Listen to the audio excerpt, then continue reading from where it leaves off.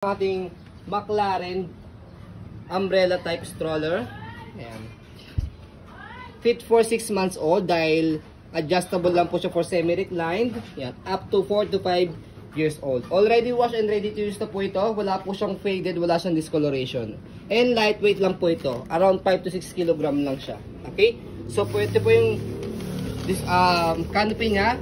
Black to black. Again, wala po yung faded, wala siyang discoloration. Lockable siya sa side para mag-fit. Sa pag-fold yan. Okay?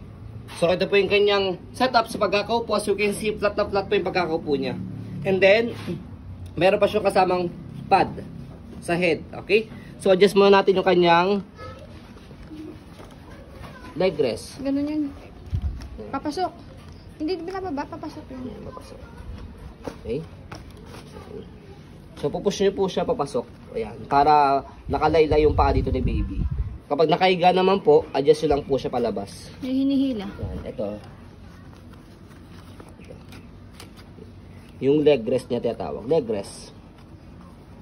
Okay? So dito yun. Kailangan nakalabas yun na yun. Yan, para hihilahin nyo siya. Okay? Tapos higaan natin siya.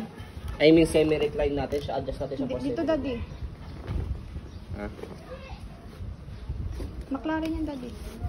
Dito. Ito, side na to. Side by side. Angat nyo siyang ganyan and then pababa. Okay, ulitin natin ha. Angat nyo po ito and then hilahin nyo po siya pababa. Ayan. Ayan, okay. So, ayan po yung pagkaka-adjust niya. Ay, halos sigang higa pala. Ano pala siya? Sorry. Fully recline pala. Fully recline pala. Nasanay kasi kami sa ibang mga umbrella sa McLaren na semi-reclined. Ito pala fully reclined, sorry. Bagong edit. Ayan. Fully reclined. Kaya pala Okay. may ulo Yes, sa newborn. Ito kasi nagtaka kasi ako dahil meron siyang pad na ganito. Kasi pag wala mga ganitong pad, walang ganitong pad, pang 6 months lang siya. Okay? So, meron pa siyang pad. Kaya pala meron siyang pad pang newborn pala siya. Ayan. As you can see, yan po again setup niya pang newborn. Fully reclined, higang-higa. Belt. Yan. Okay? And then, 5 harness po siya. Belt lock niya, heavy duty. Wala po yung putol. Yan, heavy duty. Talagang need yun ng malakas na press dyan. Yes. And then, adjust natin siya kapag ka po iuupo. Yan. Dito siya. Same pa lang din. Yan. Iaangat mo lang. Angat nyo lang siya pa ganyan. Okay? Body frame, ayun. So, yung body frame niya sa right side, pati yung footrest niya sa harapan, pati yung gulong. Ganda ng frame niyan. Pati wheels. Tibay ng wheels. Basta McLaren, matibay talaga. Go. Bila. So, yung likuran niya, May pocket.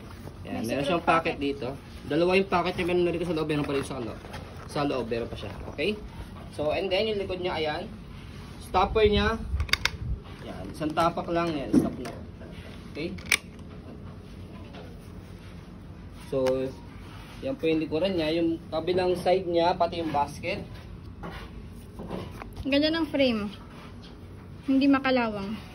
Kita nyo yun. Kaya as a maselang seller, pwede po ito sa mga masaselang mga buyers. Okay, so yung handle niya, wala namang siyang tear. Okay? So i-stroll natin to make it sure na wala siyang problem regarding sa kanyang mechanism. Yan. Up to 25 kilo kaya niyan. Oo. Kaya ito up to 20 to 25 kg. Yan. Fold.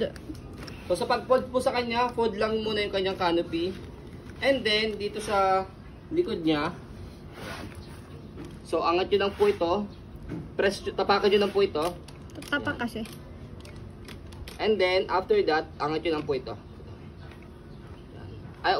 I mean, sorry, nagkamali pala. Una pala, angat lang po ito. Tapos, press nyo po ito. Yan. Okay? And then, saka nyo po siya, dahan-dahan, i-fold, pababa.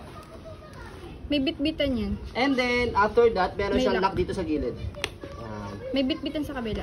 Okay? Ayan. Okay? So, sa pag-open, ayan, tanggalin lang yung lock dito sa gilid. Tapos, bubukan nyo lang siyang ganyan. After that, tatapakan nyo lang po ito. Yan. Diba? Kaya, less hassle naman siya sa pag-open at pag-fold. So, ayan po, as you can see, very details po kami sa ayan pong pag-video kasi ang aming shop policy, no refund, no exchange. What you see is what you get. So, ayun po, maraming salamat. Have a nice day and God bless po.